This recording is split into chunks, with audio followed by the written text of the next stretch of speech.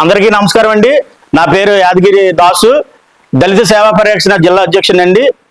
మరి రేపు 9వ తారీఖుని ఒక దళిత ద్రోహి నర్సీపట్నం వస్తున్నాడని చెప్పి సోషల్ మీడియాలో చూడడం చూసాం. అతను ముందు దళితుడైన డాక్టర్ సుధాకర్ నర్సీపట్నంలో చాలామంది స్త్రీలకి డెలివరీ టైంలో అతను చాలా హెల్ప్ చేసి మత్తు డాక్టర్ కింద ఉండి చాలా పేరు తెచ్చుకున్న ఒక డాక్టర్ని అన్యాయంగా పొట్టను పెట్టుకున్న దళిత ద్రోహి, నీకే చెప్తున్నా జగన్ రెడ్డి, నువ్వు ఎలా నర్సీపట్నం వస్తావు?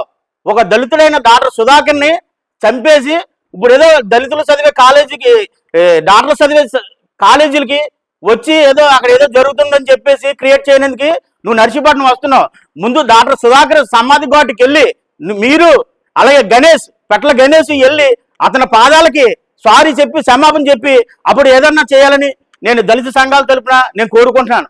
అలాగే కాదు, దళిత మాన ప్రాణాలకి కూడా రక్షణ లేకుండా గత వైసీపీ గవర్నమెంట్లో ఎంతమంది దళితుల ప్రాణాలు తీసుకున్నారు మీరు? ఎంత దళిత మహిళ ప్రాణ రక్షాలు తీసుకున్నారు మీరు? మానాలు దోచుకున్నారు మీరు. సుమారు 32 మందిని, అలాగే దళితుడైన సుబ్రహ్మణ్యాన్ని కూడా డోర్ డెలివరీ చేసిన అతన్ని కూడా దళితుడైన అప్పుడు వెళ్ళలేకపోయారే మీరు?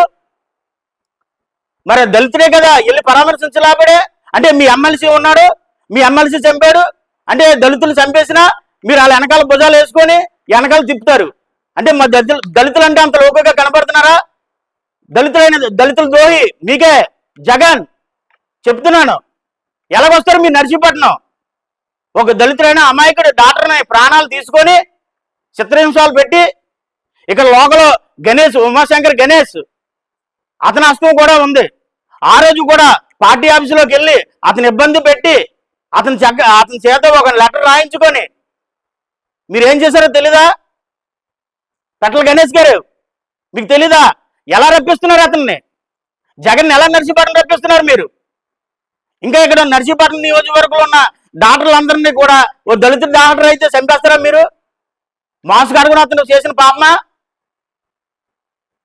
కబద్దాల్, మీరు మాధవ్ రేపు నర్సీపట్నం వస్తే మా నర్సీపట్నం నియోజకవర్గం ఉన్న దళితులందరూ కలిసి మిమ్మల్ని అడ్డుకునేందుకు మేము ప్రయత్నిస్తాం, ఎంతమంది అయినా. అలాగే గౌరవ స్పీకర్ గారికి కూడా మా దళిత సంఘాల తరఫున అసెంబ్లీలో చర్చించమని కూడా మేము ఒక లెటర్కి వెళ్ళి మేము మా దళిత సంఘాల తరఫున స్పీకర్ గారికి కూడా మేము అర్జీ పెడతాం. దీని గురించి కూడా డాక్టర్ సుధాకర్ గురించి కూడా అసెంబ్లీలో చర్చించాలి. అమాయకులైన డాక్టర్ని చంపారు మీరు, మీ వైసీపీ గవర్నమెంట్. జగన్ రెడ్డి ఇక్కడ ఉన్న ఎమ్మెల్యే గణేష్ను అని అది కట్ చేయి. ఎలా రప్పిస్తారు మీరు? ఏ ఉద్దేశంతో రప్పిస్తారు? ఓ ఫేక్ జీవో పట్టుకొని ఇక్కడ కాలేజీ కడుతున్నామని చెప్పేసి ఇక్కడ ఉన్న లోకల్ ఉన్న ప్రజలందరినీ మోసం చేద్దామనా? మీరు కట్టుకున్న రిస్కొండలో కట్టుకున్న ప్యాలెస్ విలువ ఎంత? 500 కోట్లు పెట్టి కట్టించారు. ఇక్కడ పెట్టిన మీరు ఎంత పెట్టారు? ఉత్తరాంధ్రలో మీరు ఖర్చు పెట్టింది అంత మెడికల్ కాలేజీలకి 217 కోట్లు. అందులో మీ కమిషన్లు ఎంత? మీ నాయకులు తీసుకున్న కమిషన్లు ఎంత? మీ మాజీ ఎమ్మెల్యేలు తీసుకున్న కమిషన్లు ఎంత? మీకు ముట్టిన కమిషన్ ఎంత? అంటే ఒక ఫేక్ జీవోని పెట్టుకొని జనాలు మోసం చేద్దామని ఆ ఉద్దేశంతో ప్రాంతీయ విభేదాలు సృష్టిద్దామని ఈ ఉత్తరాంధ్రలో ఒక మెడికల్ కాలేజీ పెడుతున్నాడని చెప్పేసి ఫేక్ జీవో తెచ్చేసి ఇక్కడ పెట్టేసి ఉత్తుత్తి మెడికల్ కాలేజీలు అన్ని కడేసి జీవోలు తెచ్చేసి మీరు ఉందా మీకు జీవో? స్పీకర్ గారు అయినా అయ్యన్న పాత్ర గారు అడిగారు కదా, సవాల్ ఇచ్చినారు కదా, ఆ జీవో పట్టుకొని రండి. మీకు ఎంఎస్సీ జీవో ఎక్కడుందో మీరు వచ్చి చూపించండి. కబద్దాలు, జాగ్రత్త. ఇంకోసారి కానీ దళితుల పట్ల అసభ్యకరంగా దళితులు ఆడుకుందామని, దళితులు రాజకీయంగా ఓడుకుందామని చూస్తే మేము ఊరుకుండే పరిస్థితి లేదు. దళిత సంఘాల తరపున మేము హెచ్చరిస్తున్నాం.